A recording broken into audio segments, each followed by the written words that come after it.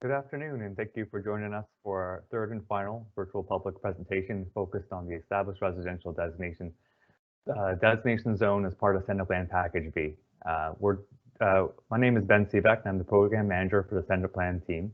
And with me today, we have Ross Grant, who will be taking us through their presentation. Deanna Wilmhurst, who is the producing this live event, behind the scenes, making all the technology work. And we also have Kash Atoda and Brandon Umperville, who are helping with the Q&A portion of the online virtual presentation.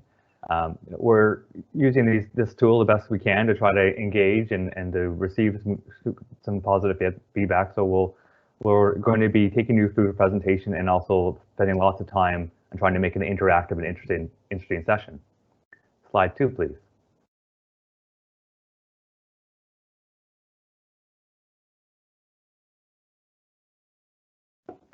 The agenda for today is first we're going to go over the planning process and timeline just briefly to bring everyone up to speed if you're not familiar with the project.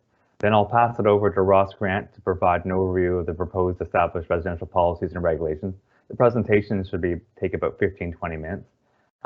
Finally, we'll end our kind of presentation part, just the overview of the next steps and some additional opportunities to provide feedback.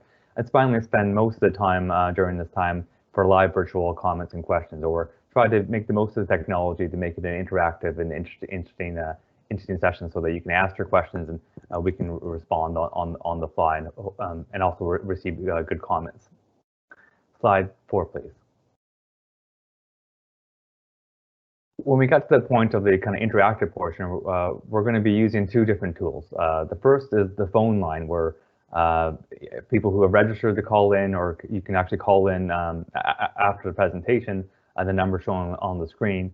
We're going to the phone line to see if anybody wants to speak live to us with comments or questions. We provide up to 5 minutes, and at that time we'd ask you to unmute by pressing *6, and not to worry, we go over these instructions again when we get to that point. And then we'll also have using the online tool. So if it's not already open, you can see that there's a question mark, kind of bubble question mark you can click on and look at the live Q&A comments. So we'll be collecting them throughout the presentation. Kasia and Brandon will be doing their best to answer them as we go. And when we get to the kind of interactive portion, I'll also be reading them out, and also, between Ross and I, providing some further commentary as needed to try to make it as interactive and interesting as possible. And of course, it goes without saying that we ask everyone to respect all points of views and opinions. And just note that this presentation and session is going to be recorded and posted online, and the questions that are posed in the Q&A will be part of the public record and posted for all to see as well. Slide 5, please. So just before we get into the main topic of the day of the established residential neighborhoods, just to briefly go over the Senate Plan process to date for anyone who's perhaps not as familiar as well, certainly as I am in any case. The Senate Plan is a name of a project to update the planning policies and regulations that apply to the entire regional center, which includes the Peninsula, Halifax, and also Dartmouth within the Circumferential Highway. It's such a large project that it was split into 2 phases. Package A focused on high growth areas like corridors and centers and future growth nodes, and was completed in September 2019 and is currently in effect. So it's currently guiding development permits and development in these key growth locations. This phase is called Package B, and it's focused on all the other areas of the regional center, including industrial areas, parks and institutional areas, and of course established residential areas, which is probably arguably the most important part of Package B. The draft for consultation was published in February 2020, and that's the version that you can review and comment online on. At the time, the timeline for the project was quite aggressive. We're hoping to get it done actually this past September, but of course, like many parts of life, it was impacted by COVID-19. We just weren't able to complete the planned engagement phase at that time. So since then, the engagement phase has been extended. We've done online surveys, and now we're looking to complete the engagement phase by the end of 2020, with a focus on the established residential areas, the topic of this presentation, and also the St. Patrick's Alexandra site. And we are tentatively targeting to get to Regional Council for a public hearing, which is one of the final steps in their project, and during the second half of 2021. Slide 6. Thanks, and with that, I'm going to pass it over to Ross Grant to provide the presentation and the overview of established residential policies and regulations. Over to you, Ross. Thanks, Ben, and welcome to everyone who's joining us this afternoon. Thank you for taking the time out of your day to come learn about Centre Plan Package B and hopefully provide us with a little bit of feedback today. Next slide, please.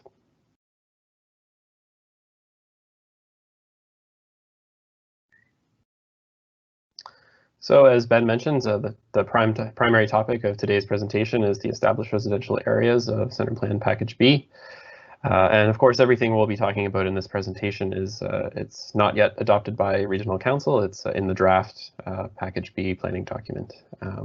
So the established residential areas, when we say that, what we're really talking about for the most part is the areas of the regional centre that are currently zoned R1 and R2 under the current land use bylaws. That represents about 29% of the regional centre's land area and about 33% of the population. There are currently 7 different zones and 3 different land use bylaws that are currently guiding development in this area. Slide 8, please.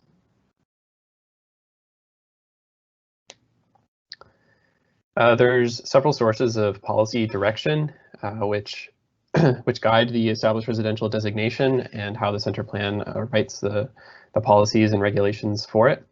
The first document is the regional plan, HRM's regional plan.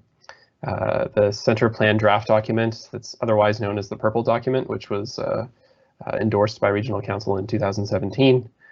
The recently adopted integrated mobility plan, which speaks to an integrated approach to active transportation and transit, among other things in the municipality. The affordable housing needs assessment, and an ongoing analysis of population and demographic change in the municipality. Ultimately, what this policy direction and research provides us with are 3 major themes for the established residential areas, which outline that the ER areas are intended to play a minor role in accommodating population growth, but consistent direction to increase low-density housing options, and of course to coordinate land use and transportation planning together within the context of this designation. Slide 9, please. Some other considerations that are taken into account with the established residential designation, increasing population growth. The last couple of years, HRM has seen increased population growth relative to years prior. Decreasing household sizes have changed the types of housing that are required in the municipality.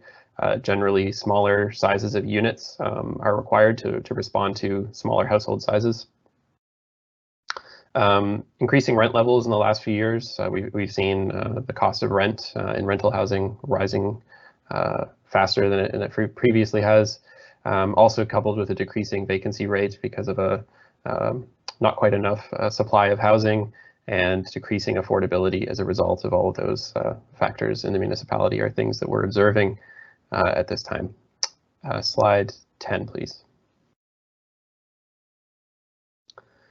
There are several opportunities we wish to highlight within the established residential designation that Centre Plan can take advantage of. We can align policies and regulations with the regional plans and other plans that have been conducted in recent years.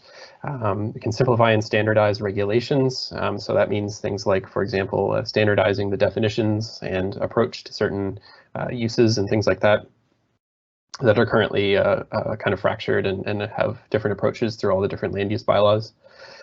Enable more housing forms and uses that support complete communities, provide for more housing opportunities for owners and for renters, and to support local built form character of our neighborhoods. Slide 11, please. I want to take a moment to talk about a couple of planning tools and just kind of address some of the kind of words that we're using in the presentation so that the people listening in know what we're talking about. So designation, when I say established residential designation, that's a policy tool. It's an overall general land use category in the plan itself and includes policy objectives, and also talks about things like character precincts and is ultimately implemented through zones or zoning. A zone implements the plan policies, and it can specify land uses and other controls such as height setbacks and lot coverage. So the zone is typically what kind of most people think of when they think of land use regulation, because it has the things like how high your building can be and how far it has to be from the street and things like that. Excuse me. And finally, we have special areas, which implement exceptions or applies additional requirements to those general zone requirements, and then maps. And in center plan, we have several things that are implemented through maps, such as setbacks and height, amongst some other things. Slide 12, please. So we have here a map showing the designations in Center Plan Package B. I'll also note that the Package A zones, which were approved by Regional Council last year, 2019, are shown in gray. So they're grayed out just to indicate that they're already an approved plan, but the Package A zones are shown in a variety of colors, and those are the ones that are still in a draft form, not yet approved by Regional Council. And the largest color, or the most frequently used color on the map there, the yellow, is the established residential designation, which is the primary subject of today's presentation. Slide 13, please. So this designation is applied over predominantly low-rise residential areas, and the primary intent is to provide opportunities for a variety of housing types, while also protecting the character of established neighborhoods, and to support a variety of uses like local commercial uses, institutional, park and recreation, amongst a couple others that are complementary to those areas. Slide 14, please.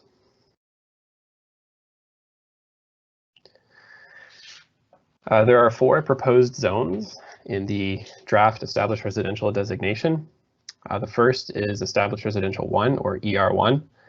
This is applied to lands that are not located on major or minor community nodes or urban structure links, and I'll talk a little bit more about what those major or minor nodes and urban structure links are in a minute.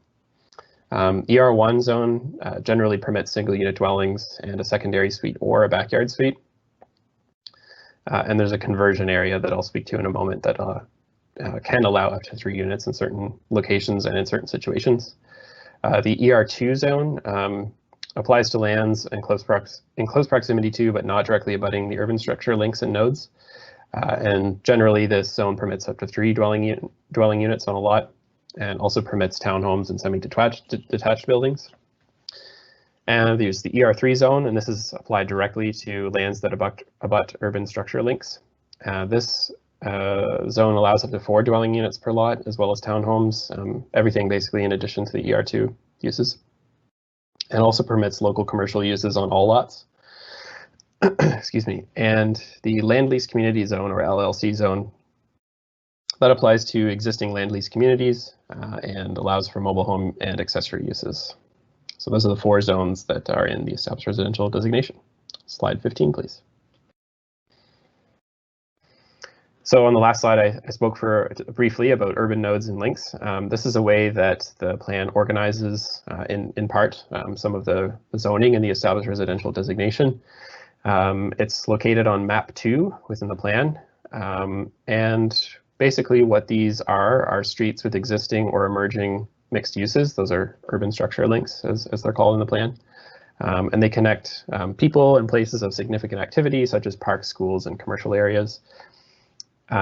These links often have active transportation routes, but they're also sometimes created to support complete communities and to provide more housing options. And if you look at the image to the right, the thick black lines are the urban structure links, and the circles are nodes. So there's major nodes. Often those are placed on sort of package A lands with centers. Those are the large white circles, for example.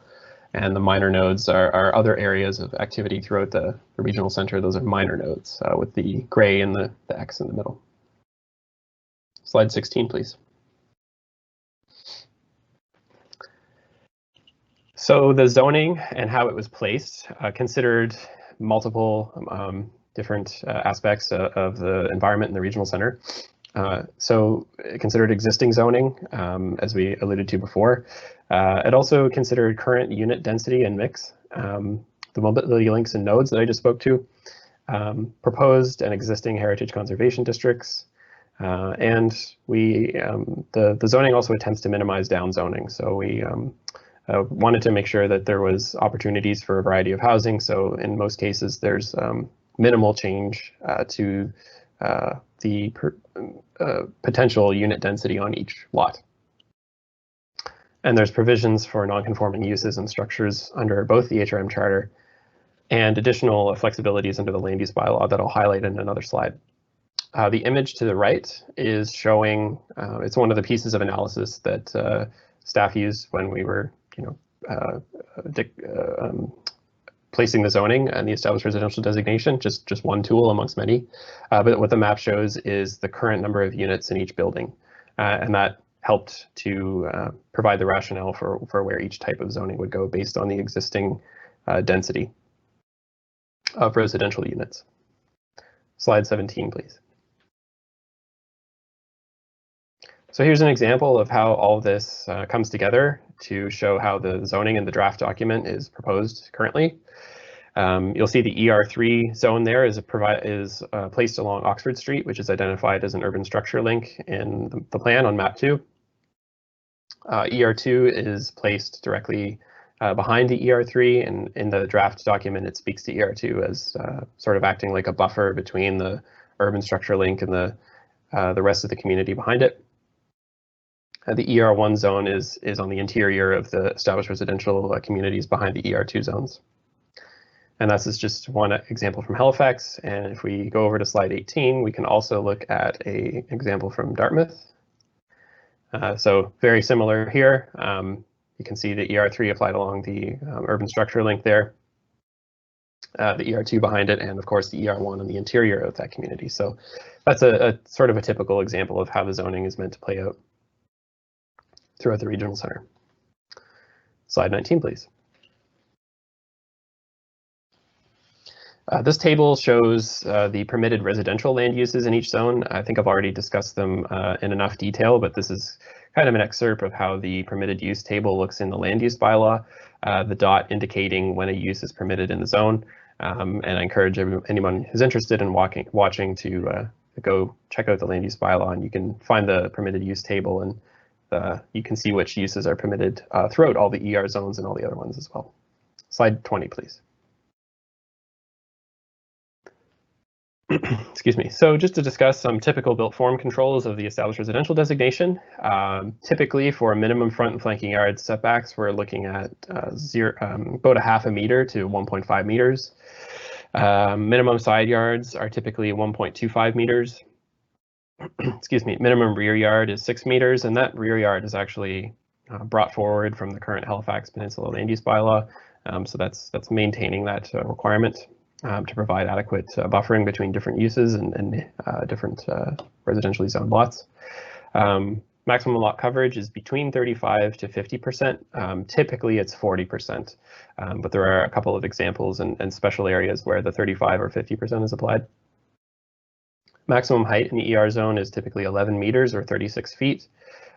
Very slight increase of 1 foot from the current permitted height in much of the regional center. It's usually 35 feet. 9.2 meter maximum height in downtown Dartmouth, proposed heritage conservation districts, and some special areas, and that's to reflect some places in downtown Dartmouth that currently have a maximum height of 9.2 meters already. So we're maintaining that through the draft proposal. 8 meters on registered heritage buildings, and that is to discourage the demolition of those registered properties by placing the low height permission on those properties in the established residential designation.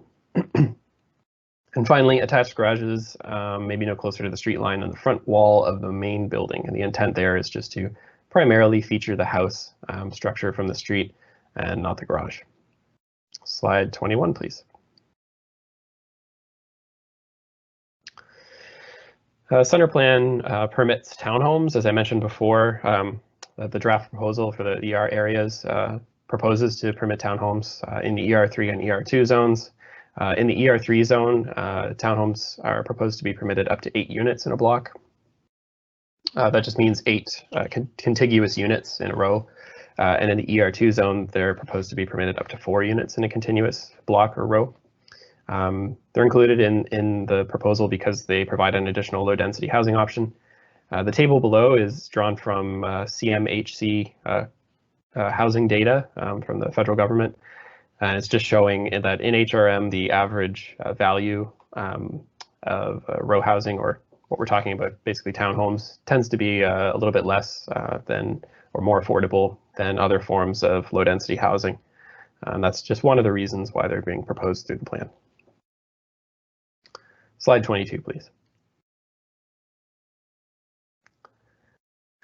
Package B proposes several precincts, which are then implemented through 13 special areas in the land use bylaw.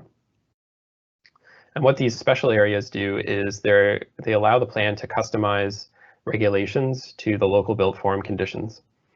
And this would, excuse me, this would affect things like minimum lot size, minimum frontage, side yards, setbacks, maximum coverage, and in certain cases, maximum building footprint for single unit dwellings. These special areas do not impact materials, colors, or other details. That's typically a level of detail reserved for heritage conservation districts, but the intent is to maintain the character of these areas through preserving built form without impacting permitted uses. Slide 23, please.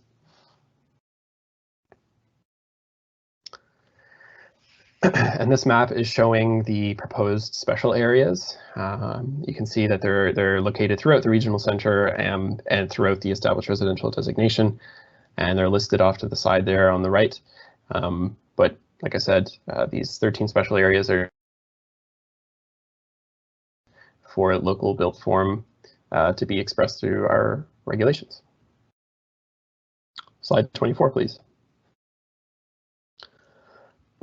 As I mentioned before, there's a 3-unit conversion area in the ER1 zone that's proposed through the draft package B. This would permit existing certain buildings to convert internally to up to 3 units.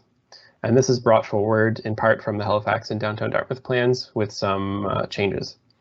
So the minimum permitted size of any unit that would be created through this regulation would be 55 square meters, which is approximately 592 square feet. The intent is to permit larger underutilized buildings to add 1 additional unit compared to those other buildings in the ER zone that would be permitted a secondary suite. Through the proposed regulation, the building cannot be expanded to accommodate any new units, and it must exist, the building must exist as of the coming into force date of the bylaw. So new buildings would not be eligible to convert to 3 units. It's only for existing buildings. And as I said, there are some changes to this compared to the previous conversion clauses that are in the current land use bylaws and plans, in that it's more flexible than the previous clauses and that it does not disqualify buildings that added small additions prior to the adoption of Center Plan Package B. Slide 25, please. And this map is just showing in the dark gray the area where the conversion would be permitted. Typically, it's the south end of Halifax Peninsula and the downtown Dartmouth area within the established residential designation. Slide 26, please. I mentioned before the maximum of 8 meters height on registered heritage properties in the established residential designation. There's also some flexibility with non-conforming provisions on all proposed heritage conservation districts.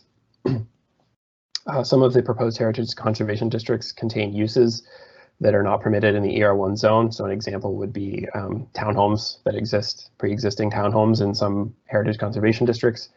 And there are some flexibilities we'll speak to in a moment in more detail that just permit those buildings to continue to exist and make minor expansions. And I'll speak to that more in a moment. Slide 27, please. We wanted to take a moment to highlight specifically the proposed Yonge Avenue special area and specifically 2 development agreement policies, 10.35 and 10.36, that are proposed in the draft document. The Yonge Avenue special area, I'll speak just to the special area first and how it pertains to the land use bylaw. This tailored local built form controls to the existing context. So this brought forward amendments that were completed in the current Halifax land use bylaw in 2017 and that were adopted by regional council. So these amendments pertain to the lot area and lot size, as well as some lot dimension controls, and that's brought forward as it is through the Yonge Avenue Special Area. But there are two new development agreement options that are in the proposed plan to support the existing built form and context-sensitive infill on existing lands and buildings in the Yonge Avenue Special Area. So the first development agreement option would permit, excuse me, up to 6 units within existing buildings in the special area, subject to some design requirements through development agreement. And the second option would permit up to 4 units on existing vacant lots, subject to design requirements, but it has the same lot sizes as the Yonge Avenue Special Area, but with more narrow frontages. Slide 28, please. Consistent with region-wide amendments that were recently passed by a regional council, Center Plan proposes to permit secondary and backyard suites in all lots in the ER designation. This would permit buildings that are a single unit dwelling, a 2-unit dwelling, a semi-detached, or a townhouse dwelling to have one of either a secondary suite or backyard suite.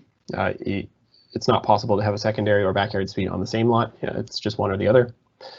A secondary suite is defined as a separate subordinate dwelling unit to the main dwelling unit and has a maximum square footage, floor area, excuse me, of 80 square meters. And a backyard suite is a dwelling unit contained within an accessory structure.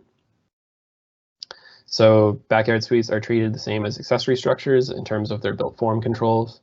So there's a minimum 1.25 meter setback from side and rear lot lines, a maximum of 5.5 meters in height, and a maximum 60 square meter footprint and 90 square meter floor area for backyard suites proposed through Center Plan. Slide 29, please. Just take a moment to discuss shared housing and exactly what that means through Center Plan. So this is a type of housing that's permitted in all residential zones at a comparable or compatible scale, excuse me, and was coordinated with a region-wide project. And this permits what's called a small shared housing use in the established residential zones, which can contain at least 4 and no more than 10 bedrooms, depending on the zone and the type of structure that it's located in, that meet one or more of the following conditions. The bedrooms could be rented separately to occupants. They could include medical assistance to occupants. They could be provincially licensed under the Homes for Special Care Act, or they could be operated by a nonprofit organization for a registered Canadian charitable organization, or any combination of these 4. So shared housing, and again, it's up to 10 bedrooms depending on the location and the zone and the structure, and as little as 4 bedrooms as well. Slide 30, please. Bedroom counts are proposed to be brought forward, and those are to control density in established residential areas. These are currently already used in some land use bylaws in Halifax, but they're proposed to be spread across the regional center in the areas. And the maximum bedroom count ranges from 6 bedrooms for a single unit dwelling up to a maximum of 10 bedrooms for dwelling units, for 4 dwelling units. Slide 31, please.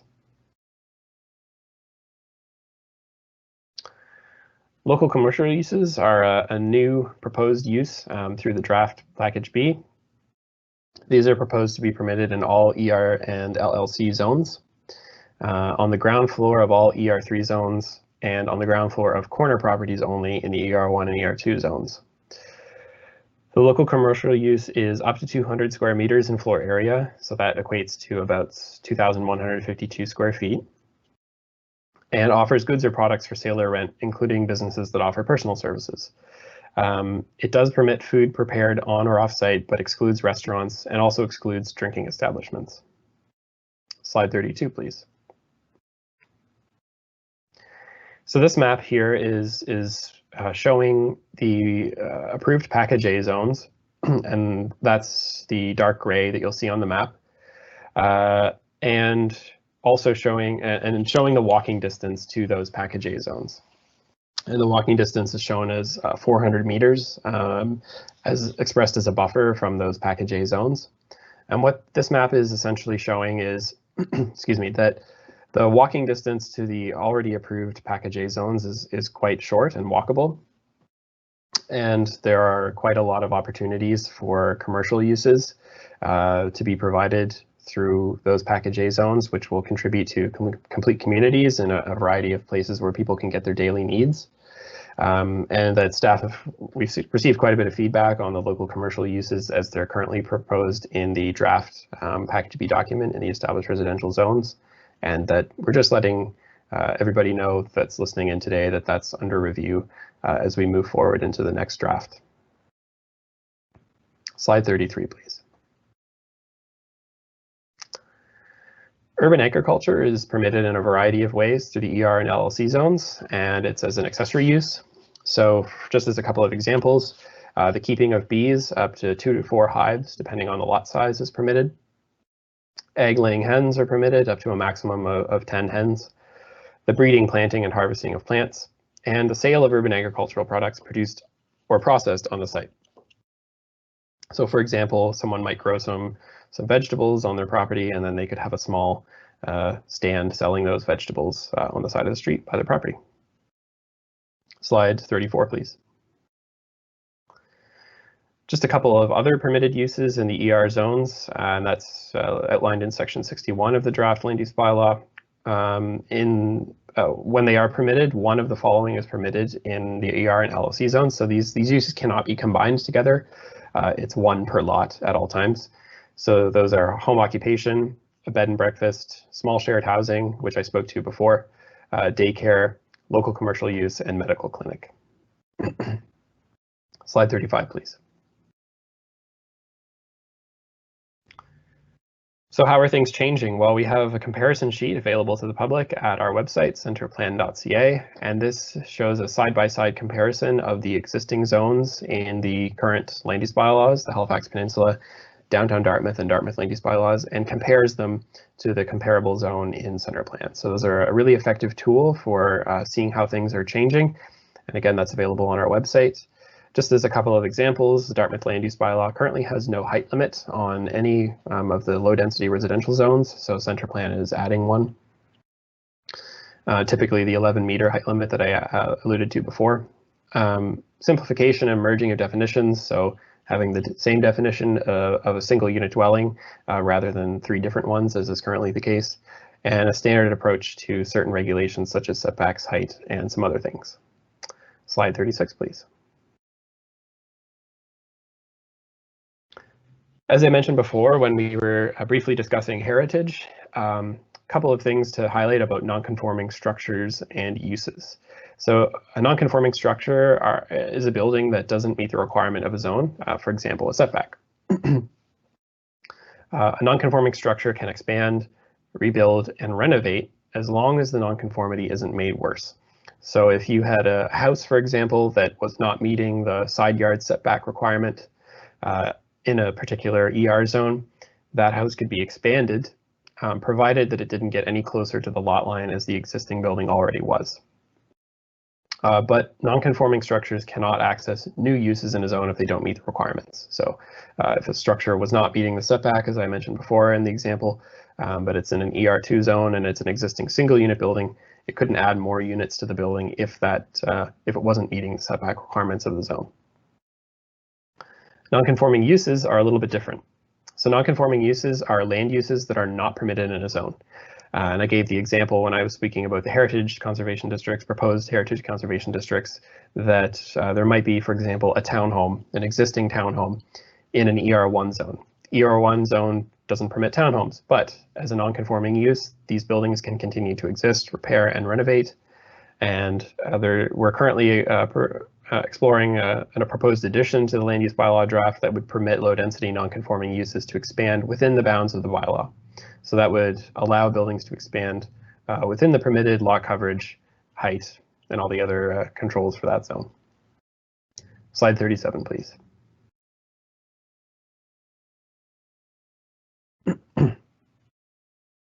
Just a couple other ways to participate that we wanted to highlight just as we finish off the presentation here today. So of course, this was our final community virtual meeting. today of 3 that we did throughout November and into now December. So thank you to everyone who participated in those. We are having an upcoming online form of engagement with our partners Walk and Roll, where everyone will be able to place photos and comments on a map of the regional center and provide us with more additional feedback through a virtual method about the established residential designation and the other package B zones as well.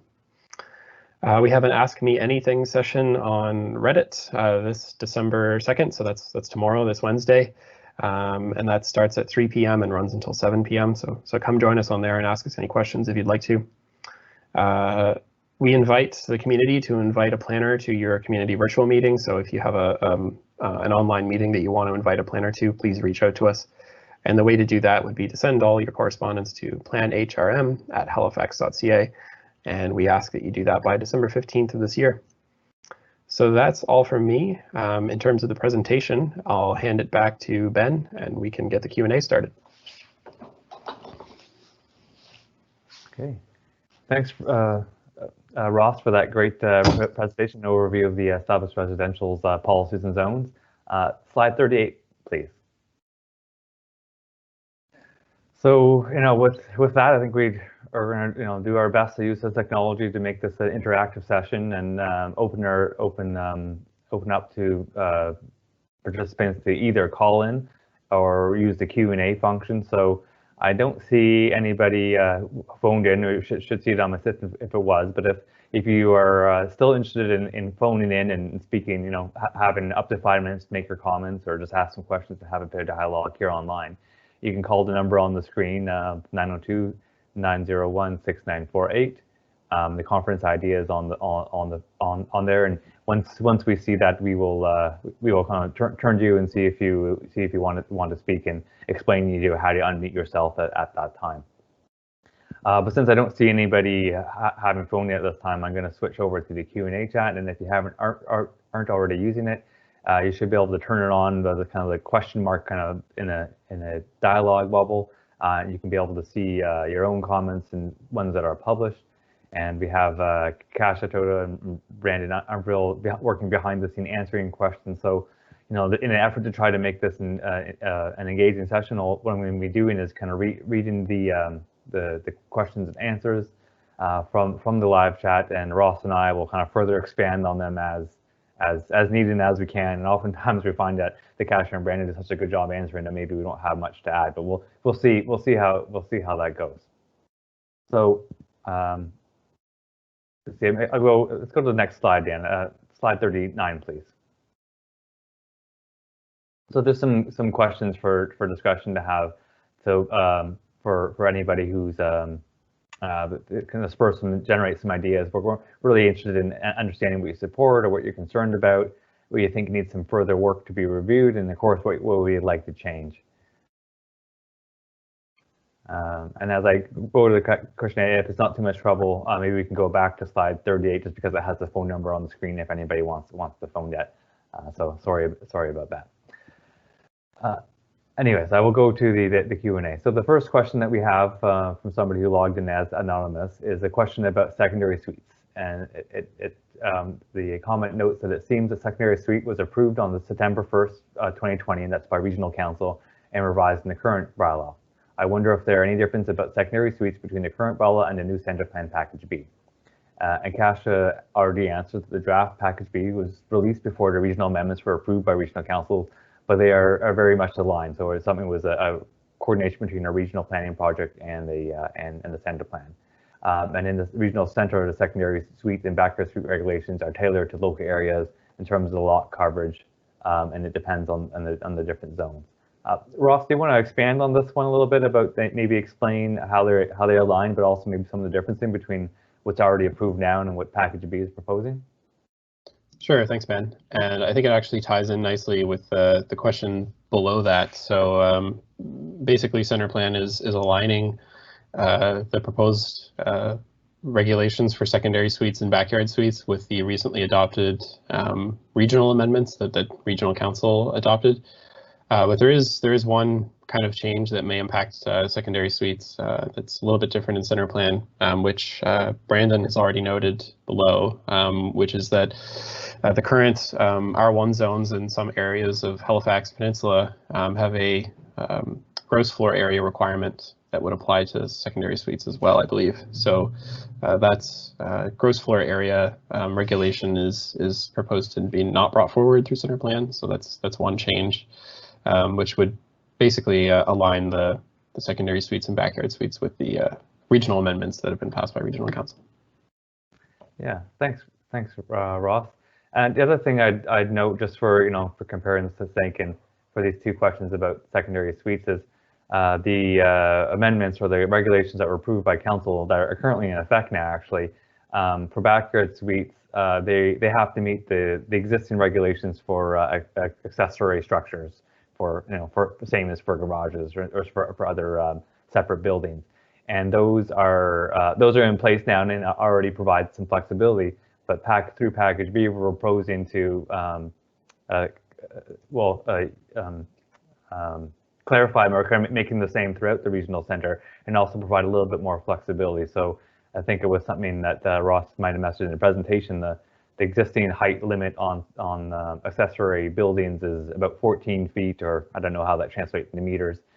We're proposing to establish a 5.5 meter height limit in the regional center, which is a 4 foot difference, so that's about 18 feet, sorry.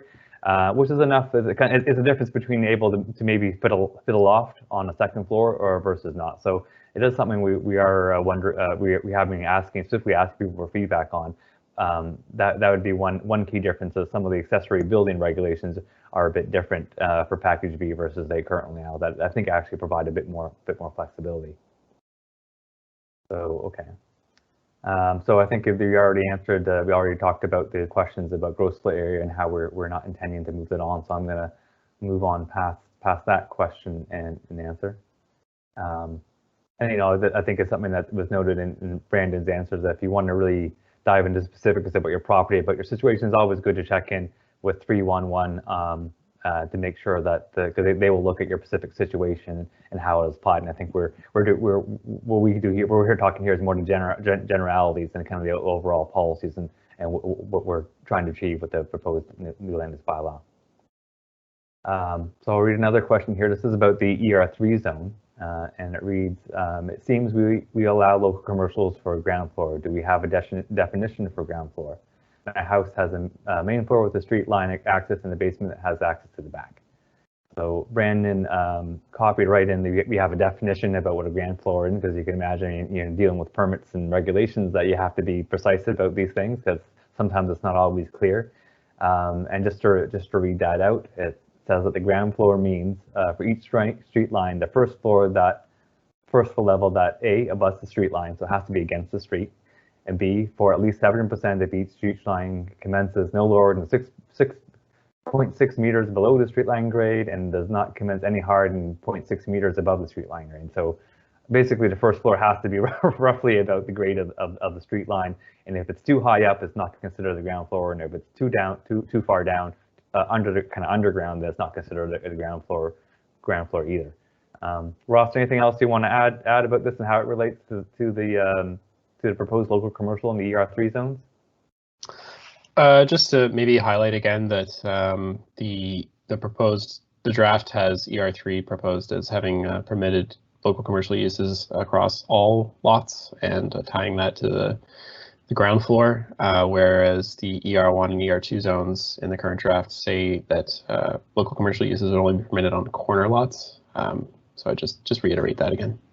Yeah, and maybe just while we're on the topic of local commercial, I think you mentioned in your presentation that this is one we've already received quite a bit of feedback from our committees, Community Design Advisory Committee that's guiding us, and also residents about that perhaps that's a bit too wide open, concerns about hours of operations and land use conflicts. So we are looking at still providing opportunities, but maybe using a different planning tool where we can kind of control some of the details, the site specifics, hours of operations a bit more. So we can try to avoid some of those land use conflicts concerns.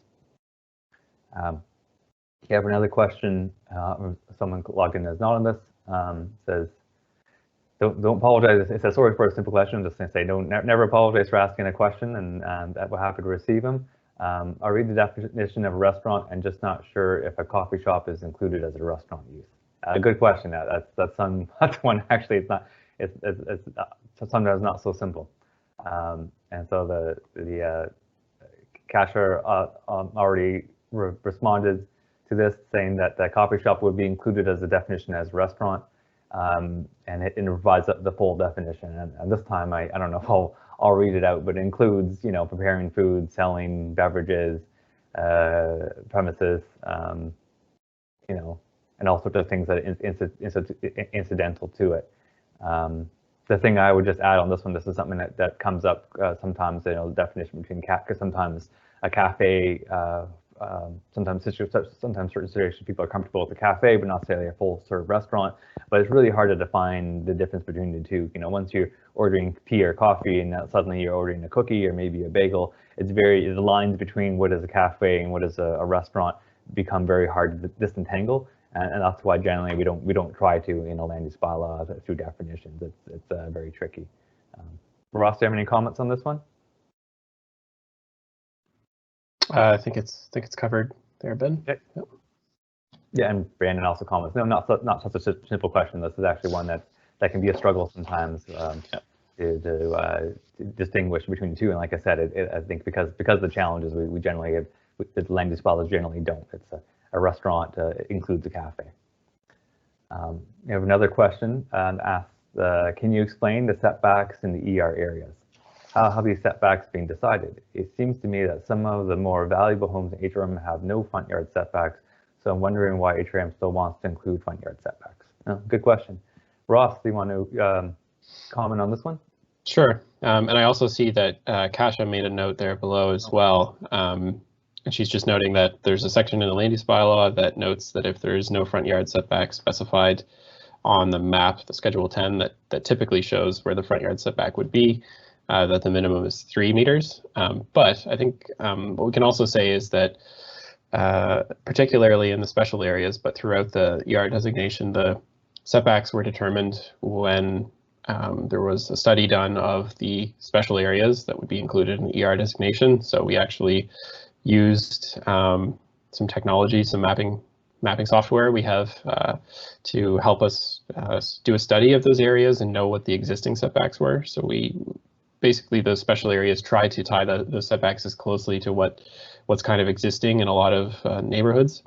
And in some cases, the setback was brought forward from previous regulations. So keeping it sort of the way that it was in the past in the current land use bylaws and plans. As well, I'll also just note, I think one thing perhaps this question is asking, I'm not sure, but there are a lot of homes that do kind of come right up to the street in certain cases. So maybe the question's asking why we would put a front yard setback in those cases where the home is already up to the street. And there's just two things I'll note there. So there's a kind of a general allowance, I guess I would say, in the proposed land use bylaw that permits a small porch, enclosed porch, to encroach into a setback. That's something that's kind of commonly seen throughout the regional center. So that actually permits that portion of the home anyway to come right up to the street, to the property line.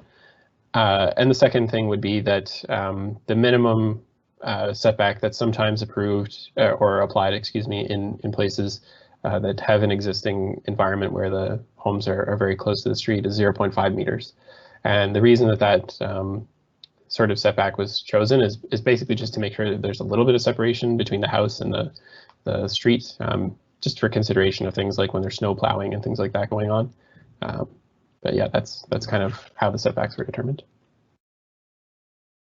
Okay, thanks, Ross, for that. Expanding on the explanation, and that it's an important topic and very much defines how the character of neighborhoods is, how far back the buildings are from the street. So thanks for those questions and thanks for that question. That is, I think we are cut up with I think the most up-to-date question in our Q&A forum. If anybody is online, I don't know if it's possible to show the phone number on the screening, and if anybody wants to phone in and speak to us or comment that way, then that's welcome. Or or we'll give it a few more minutes to see if there's any more Q&As and in the chats, and hopefully this is for those who are tuning in online. Hopefully it's been a informative presentation. There is, like I said, as I mentioned earlier, this will be recorded and posted online. And if you're okay, you can go back and look at the first two virtual meetings, which are already posted online, and see some of the conversations that happened there. You know, just to kind of reiterate some of the other ways to engage that Ross went over. You can always go to a Central Plan webpage to see what was to look at other opportunities, and just always, you know, we're accepting email comments and questions as part of the public record for this engagement phase all the way up until December 15th. So still over 2 weeks more in this phase. Okay. Oh, another question came in. Does package B deal with short-term rentals? Okay, good question. That's one that we're a little bit prepared for. In this case, that's one I can handle. Is that I've been involved with that another kind of region-wide project to tackle what we call short-term rentals, or otherwise known as, you know, Airbnbs and so on. So in package B, is intentionally, I guess, not tackling that topic, and that is because Regional Council has just given direction to staff to look at establishing some regional-wide regulations for short-term rentals, and that includes establishing a registry for all types of short-term rentals, so that we know where they are, and it can be something that needs to be renewed annually. Doesn't mean amending all the land use bylaws, so it also means this regional the regional central plan as well would have to be amended in the future to provide some consistent definitions and regulations. And in general, the high level direction that council provided to staff, and this would of course have to sort of go back to them, and there'll be some public consultation and through that separate project, is to permit short-term rentals in people's primary residences in residential areas. So in a commercial or mixed-use areas, for example, hotels are already permitted. So the intent is to continue to do that. But in residential areas where, you know, where we allow things like home-based businesses, provided the person lives on site, the thinking is to do the same with short-term rentals, so that it's not necessarily investment properties being rented out as a hotel type situation. It's people's primary residence, whether it's a room in their house or when they're away on weekends or over the summer months. The other part was, like I mentioned, the registry, and I think those would be the key things, and there's quite a bit of work to do on that to work with the province and who have their own kind of form of partial registry, and to bring those back to regional council in a number of months. So yeah, Cash noted that I'll speak to that, and I did. Okay. I have another question. Thanks for it says thanks for the response to the setbacks, and it goes on to say that there was a lot of information there. There is a big difference between 0.5 meters and 3 meters. So again, wondering if there is a reason other than aesthetic as to why HRM is asking for a larger setback in some areas, if 1.5 meters is enough for snow removal, etc. Ross, I'll pass this one back to you. I think you can elaborate on some of your explanations on why the difference. Yeah, thanks for that question again from Anonymous there. So the question is asking, yeah, why would there be different setbacks other than for aesthetic reasons? So by and large, the setbacks are fairly short. You know, very commonly between 0.5 to 2 meters. That's kind of the average that's seen, as we discussed in the sort of the general section of the presentation there. So the ones that are more than that, the 3 meters and more, are typically applied in special areas in limited cases to basically address the existing environment. So just applying a setback that kind of represents the existing built form that's on the street as it currently stands. Yeah, thanks, Ross. And I think, you know, just to, you know, use the language from the post that, you know, I think you're understanding hitting the nail on the head in terms of your observation that, yeah, it really is in most cases aesthetic. also maybe known as neighborhood character. So we do have received lots of comments from residents, and going back to the early phases of engagement about interest in, yes, allowing some for more housing opportunities, but also preserving neighborhood character. And you find that just how close the average buildings are to the street is something that helps define neighborhood character. And we have heard concerns that, imagine if there is a street where all the houses were, say, 3 meters back, and then the one house is built 0.5 meters back, that might look odd from an aesthetic point of view. But again, it's something that we've heard is important in terms of neighborhood character. Am I speaking out of line there, Ross, or does that pretty much cover it? No, I think you nailed it. Okay, and thanks, Kasha. In the post, put the phone numbers out. For anybody who's watching and is keen to phone in and speak live that way, there's the phone number at the bottom of the Q&A chat function. You can phone in and idea, and we'll give you some airtime and happily chat with you virtually.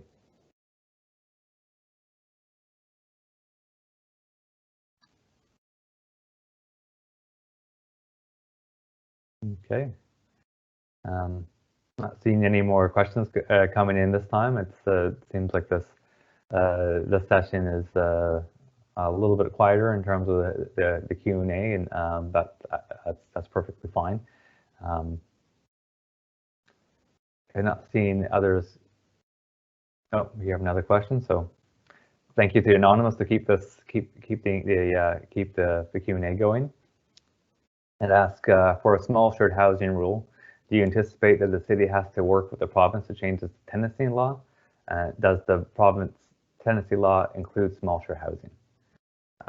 Ross, is this one you want to comment on, or?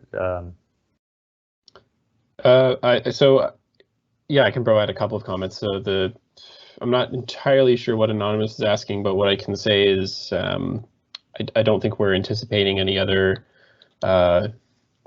changes to any sort of municipal bylaws that are required, or any other documents outside of the proposed draft center plan that's required to permit the shared housing use.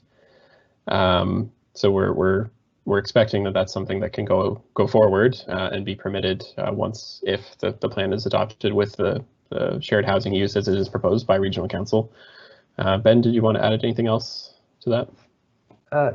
Yeah, I think the thing I want to clarify is that municipal planning authority, or under the provincial legislation, municipality doesn't control tenancy. So municipality is all about what we call land use and building form. So we can regulate the size of buildings, how many bedrooms they have, different land uses in terms of units, a multi-unit building versus a single unit dwelling, and so on. And so the approach to shared housing use is an attempt to try to allow and control for the different types of housing. Doesn't necessarily meet definition of what we refer to as like a standalone residential unit with their own bathroom and kitchen. There's a number of different housing arrangements, whether it's for economic reasons or for care reasons, where people share these facilities. And so municipality, the proposal for shared housing is very much trying to tackle it from a land use perspective, and would have to be layered on top of any rules that the province or even federal government may have around tenancy, about where and how people live. And in general, we can't, from a municipality point of view, we don't control the age of residents, people's relationships to each other. It's more about the structure and the land use. And something we've done quite a bit of research on, and we don't see any conflicts between the provincial laws and land use controls. They generally work together. To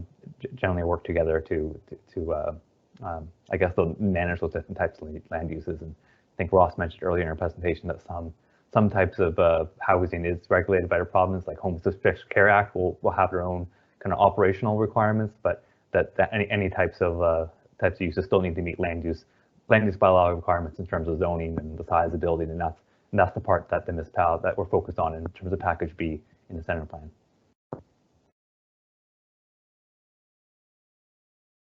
Makasha adds that that is our understanding that some forms of shared housing are excluded from the Nova Scotian Tenancy Act but are governed by other legislation. So also pointing out that there is different types of government legislation that covers tenancy and I guess different types of housing that again I think work with zoning and don't really I would something we'd be careful to make sure they work together.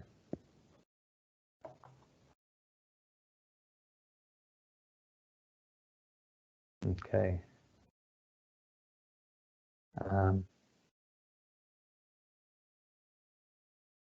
Not seeing any questions come in.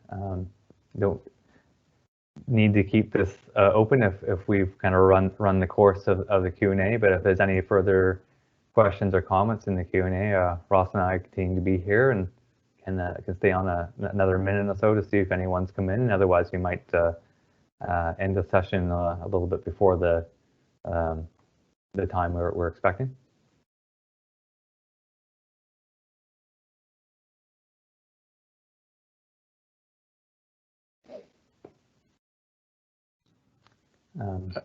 I would next slide, Deanna. I can go over the other ways to participate one more time. Next slide again, sorry. So Ross went over at the end of his presentation, but just to kind of go over it again. This is our last of a series of 3 virtual meetings that were held in November. So this will be the last time for this type of sessions. So we've appreciated the people tuning in and asking questions and trying to make it interesting sessions, and hopefully the presentations have been informative. Unfortunately, due to the kind of recent kind of COVID-19 restrictions and the kind of second wave that seems to be upon us, the walk and rolls that had been planned we're switching to more of an online presence. So I think we're like these virtual meetings, we're doing our best to work with our partners and the nonprofit group Walk and Roll to continue to engage using places and photos tools that will be posted online. So hopefully, if you're interested in that type of way of engaging, I encourage you to check that out. Yeah, it would have been great to do more of these kind of walking tours in different neighborhood groups, but I think we'll try to make the best of the technology and try to do them virtually and using kind of a virtual way with posting photos. As Ross mentioned, we're planning to do an Ask Me Anything on Reddit tomorrow afternoon at 3 p.m. That's tomorrow, December 2nd, Wednesday. So if you're a Reddit user and using that tool, then join us there and ask your questions and follow along. And we're hoping to have some fun doing that. You can invite us to one of your own community meetings. So if you and your group of neighbors already kind of gather remotely or have some sort of maybe an informal neighborhood association, and you want us to join one of your meetings, by all means, let us know, and we'd be happy to join you and answer your questions, receive your comments that way.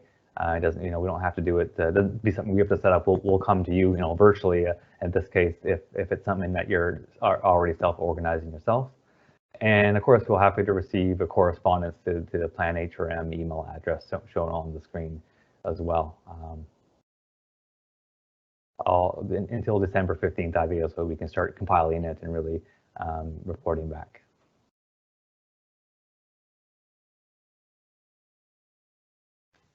Okay.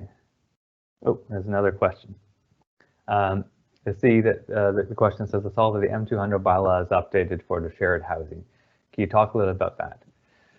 I think that's one I might be able to speak to a little. It's not directly about the central plan, but it is related to some of the work that the municipality is doing around the kind of various affordable housing initiatives, and that includes trying to make sure residential standards are people have a safe and clean and dry place to warm. So the M200 bylaw is our, I'm trying to remember the exact name of it now. It's a kind of standards for residential units. So it's where the municipality sets standards for the minimum size of a bedroom and some of the standards around its maintenance. Needs to be mold free and health and safety. And so there are some recent changes to that bylaw around different type of what we call previously known as rooming houses, but places with shared accommodations similar to shared housing. And off the top of my head, I don't recall the details of what the recent changes do, but just to kind of add that it's kind of that type of bylaw that looks at the health and safety of residential units works in tandem with our zoning bylaw. So where the zoning kind of indicates where these types of uses are permitted and maybe the scale of them. So as Ross said, we want to make sure shared housing is permitted, but at a similar scale as traditional residential units. The M200 bylaw would get into the maintenance and in the health and safety aspects of it. It's more the building code part of these units, which isn't covered in the land use bylaw. So the two are important to work together. And I apologize for not being able to speak to the specifics of what was recently updated, the M200 bylaw. And here, thanks, Kasia has jumped on to give the correct name of the bylaw. It says M200 bylaw, respecting standards for residential occupancies, and a link right to the most up-to-date version of bylaw posted on our website.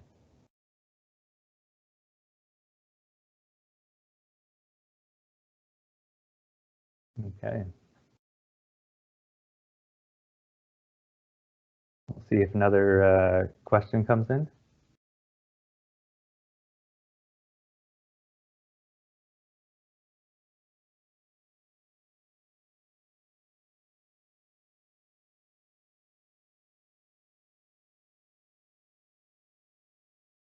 Okay.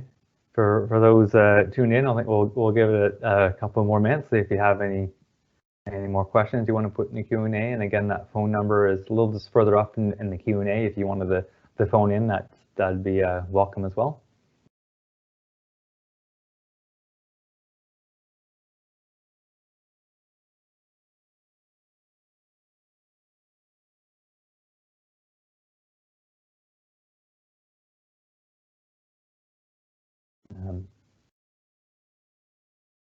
Okay. Okay, we have, I guess, another question about the shared housing use. So it says, the question asks, just to confirm, a landlord does not need a license for shared housing use. We used to have a license for a rooming house. Let's see. And right, this is one that perhaps we might need to do a little bit of digging for you, because I think, as you noted, the M200 bylaw was just recently updated by council, and where I know that rooming houses used to have to be licensed. I don't know if that was the case going forward. I might have switched to more of a registration process. But again, I'm kind of speaking off of vague memory. I don't have it right in front of me. I'm wondering if Kasia or Brandon, who's kind of working behind the scenes of the line, are able to answer that, help us answer that. Ross, is this something you're familiar with? No, I'd also be looking to Kasia or Brandon if they're able to provide, or we can maybe ask Anonymous to send us an email at the planner HRM, and we can get back to them that way as well. If they wanted to do it that way. Yes, yeah, that would be, yes. If we're not able to get back to you on the specific question just right here in the moment, then yeah, please don't hesitate to email Plan HRM, and we can, get in a few minutes, we can look it up and get back to you, and even connect you with the appropriate staff person if you wanted to really dive into details.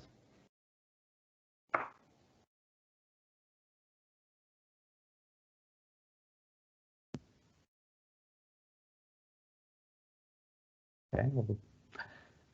It seems that at least we have one or two people following along with asking questions, so we'll give it another minute or so. Ross, so that's okay with you? Sounds good. Yeah.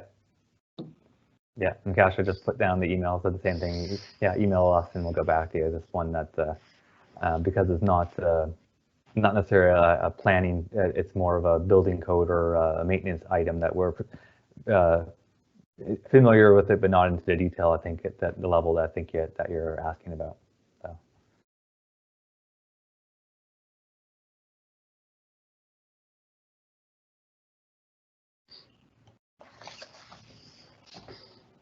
Okay, I will just give it another minute or so and see if any other comments or questions pop up.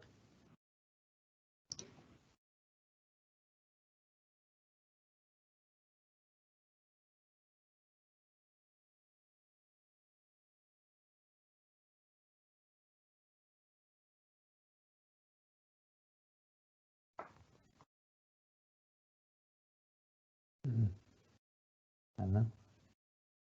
I might say last call for some more questions, comments.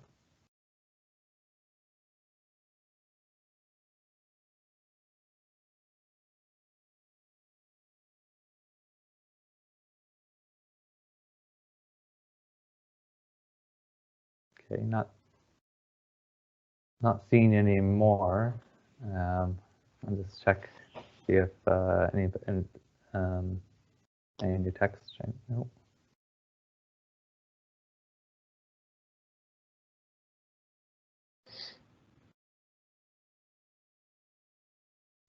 Okay, well, it seems like maybe there are this Q&A session is perhaps run its course. Then I think you know, very much thank everyone who's tuned in for listening and for asking the questions, and hopefully we're able to answer your questions. And you know, for that one question about the M200 bylaw, please email us, and we can take a bit more time to provide you with some accurate responses. You know,